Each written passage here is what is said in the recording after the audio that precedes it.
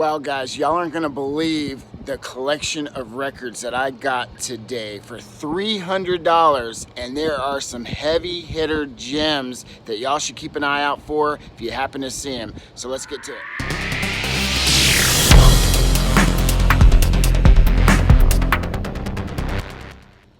So before I started, I wanted to give everybody kind of a heads up of who I am and where I'm located, etc. I am a reseller here in the Houston, NASA area, kind of on the water by Clear Lake, if you're familiar with that.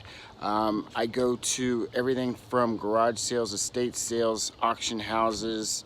I have a shop in the Alvin Antique Mall where I sell some things, and basically I just network with everybody I can, find items that I can buy at a low price, sometimes it's free, and resell it online or locally for profit. It's kind of what I do, and this channel is all about helping each other, including every single viewer. Yes, you watching.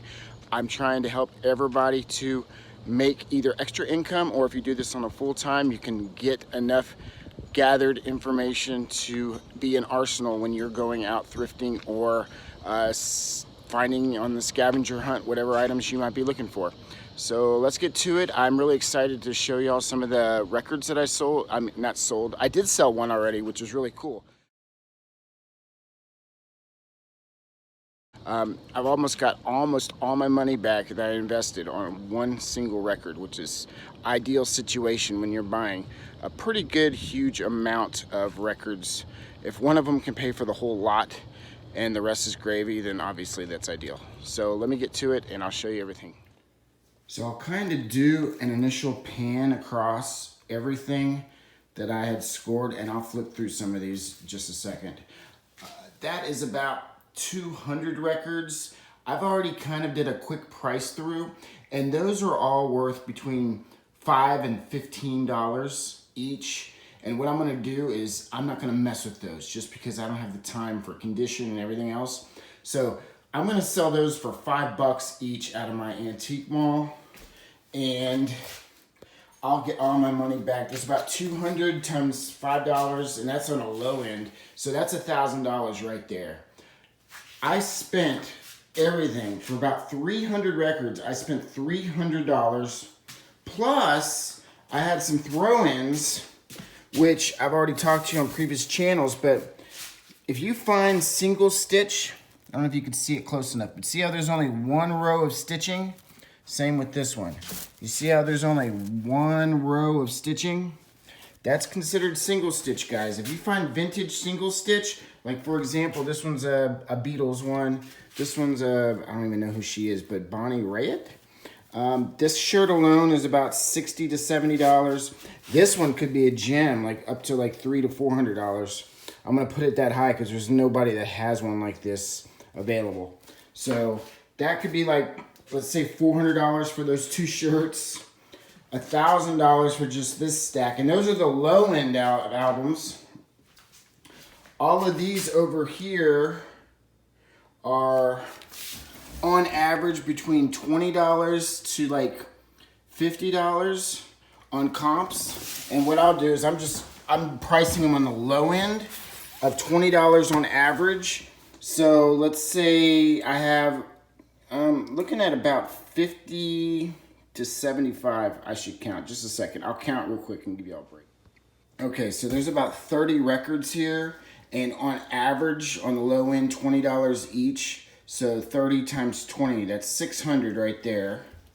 I got 1,000 safely. It could be more, but I'll just put 1,000 there, 600 there, and here's a collection of Pink Floyd's. I'll sell those as a lot, and I'm guessing I'll get between 100 and 150 for those four. Here is a bunch of, I don't even have to really tell y'all who they are, but there's the Beatles, there's the White, there's your Abbey Road, here's some others. And people that collect Beatles will, because some of these are more rare than others, some of them are more mass produced. And that's a misconception. A lot of people say, okay, well, that one should be worth a lot of money. Well, guess what? There were gazillions, there was billions of those printed off or whatever. So they are not as rare because they were mass produced, right? It's just everybody happens to know that album. The rarer ones are the ones that people don't necessarily think are rare, or they weren't produced or pressed a lot. So just showing y'all examples of some of the ones that I got here. Mothers, that's a Zappa album. A Leonard Skinner. This one apparently is rare because it has flames on it. Here's some Jimi Hendrix. So y'all could already see, I'm not getting standard run-of-the-mill ones that you would find necessarily at a Goodwill if you went thrifting. I already showed you that. And then here, any Deadheads? I already have this, and I'll show you the screenshot of it. I already have this listed up. I ran the comps, and all of these that I'm showing you lotted together, I'm expecting to get on the low end about 250 bucks for. And then there's a Jerry Garcia that I threw in. So that whole lot is about 250, which is right around what I spent for everything anyway. This one, y'all probably already know Led Zeppelin, but this one happened to be a rare one. And it's comping around like between $1,000 and $1,200. Not bad. And then this one, if you're into pop art or you know who Andy Warhol is, this happened to be a super rare one on a first pressing. I don't know if you're seeing that, V5008. I'll show some screenshots of this one. Condition issues, sure, but people want something that's rare and they will pay up for it. I'm expecting to get at least 1,000. I'm taking offers. I have it listed at $1,350 right now because there are some sold comps of ones that have sold for like $2,000. So everything there, what, 1,600. So I'm looking at spending about $300 to make about 5,000. That's about the math that I'm looking at on this. Now I kind of promised y'all I'll go through this and I'll go real quick just so you can get an idea of some of the names in case you're out thrifting and you want to have in your arsenal some of the more popular names that are getting $20 or more. Dire Straits, Journey, Rod Stewart, Supertramp, Mamas and the Papas. Here's a Rolling Stones, a Fleetwood Mac, Stephen Stills, Eric Clapton, Steely Dan, Dire Straits, Chicago, Clapton. I don't even know. See, that's just a unique one. I've never even heard of them until I looked it up. Sealistic Pillow. All right. Some sort of Volunteers, Jefferson Airplane, Dire Straits, Crosby Stills, Father and Sons. Never heard of that one. Steely Dan. Another Dire Straits. Here's a Heart album. Fleetwood Mac. Love Dire Straits. Yes. Over you got Blood, Sweat, and Tears, Eagles album, Frank Zappa, Bruce Springsteen, The Byrds, Fleetwood Mac. Here's some Carlos Santana. I pulled these out because I'm not going to actually sell these. I have a good friend of the channel that's local. You've probably seen him in some other videos previous. His name's Juan with the Texan Picker.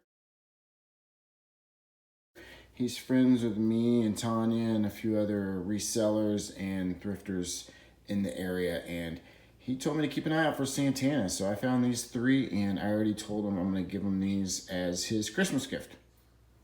So here's another part of the stack that was worth over 20. And I wanted to mention to y'all, if y'all are picking through and y'all see stickers that say promotional copy, odds are you should pick those up because collectors are loving promotional copies or like radio copies, not for sale or stuff like that.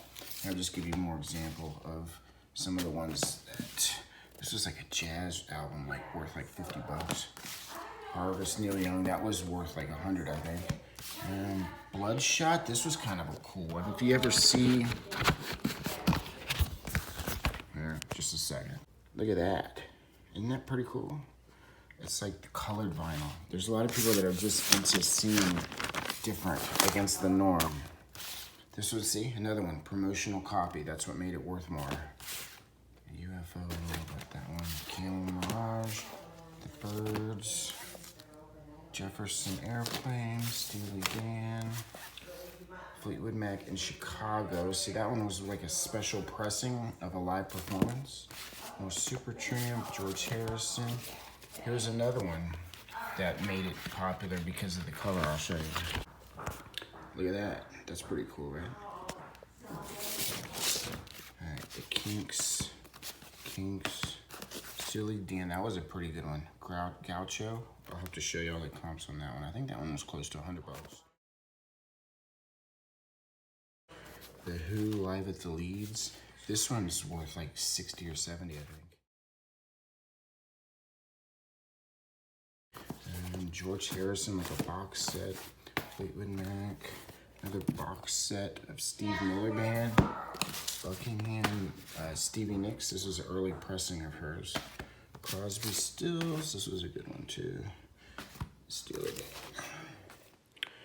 So for shipping, the records that I sell online, and eBay is my main platform, obviously, is these resealable, let me see them, but there's like a flap that reseals, and you ship them in those to protect from like moisture, etc. And then plus if someone's spending that much for a record, you kind of want it to present nicely when they open it up. And then these are like the record vinyl boxes that you buy that flap over and everything else. You kind of get the idea. And for these two, I used the affiliate links, and I believe both Kevin over at Commonwealth has them, and then Justin at RVA Flips.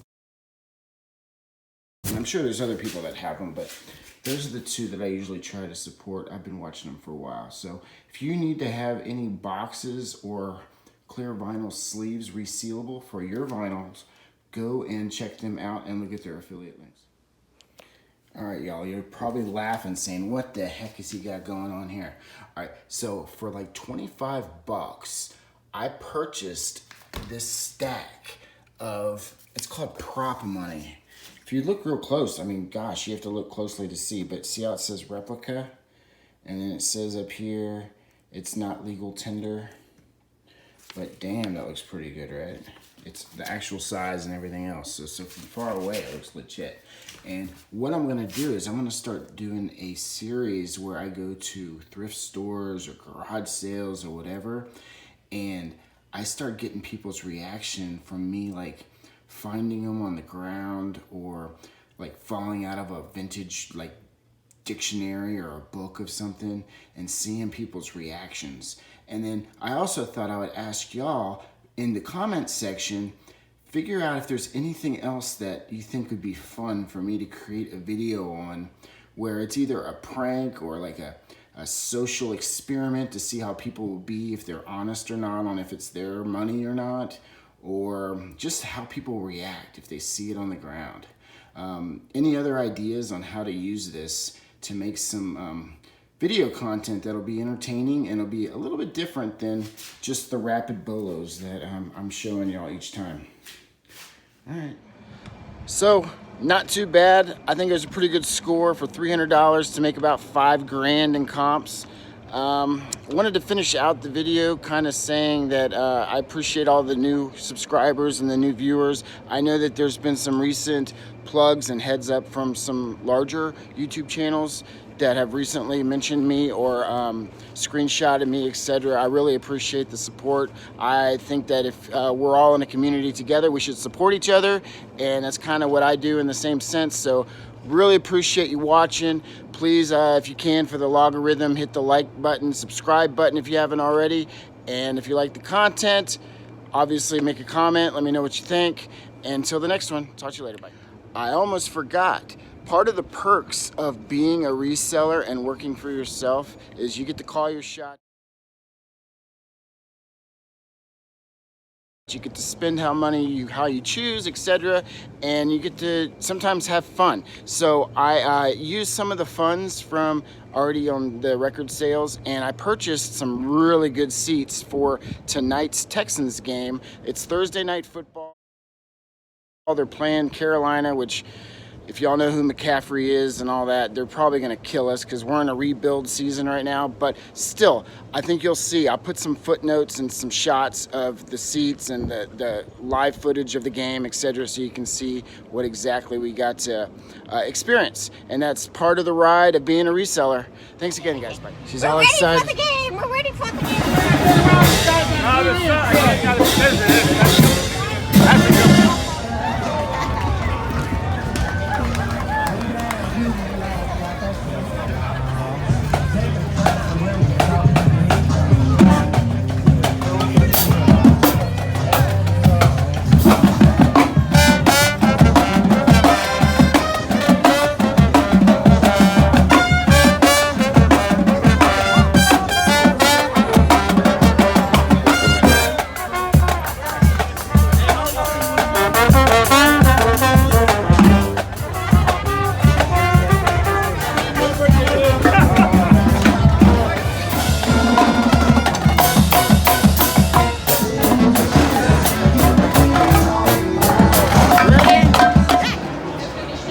Walked in. See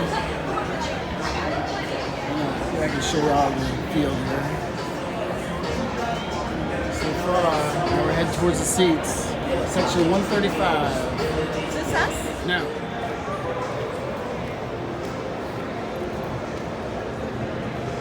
We got here a little bit earlier to make sure we didn't have any problems with our tickets. That's why the crowd's not filling in yet. I'll get some footage later on. She says she's ready. Going to our seat.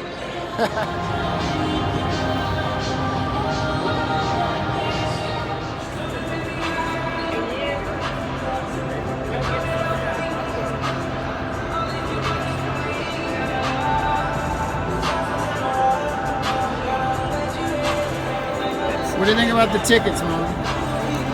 Great. It's a winner. It's a winner. I think that's when they do Thursday night football right there from that kiosk.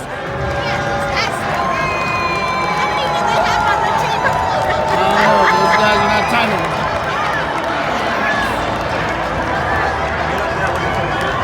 Don't fault us. We're Texans fans, but we came out, I guess we sat by the tunnel for checking out Carolina.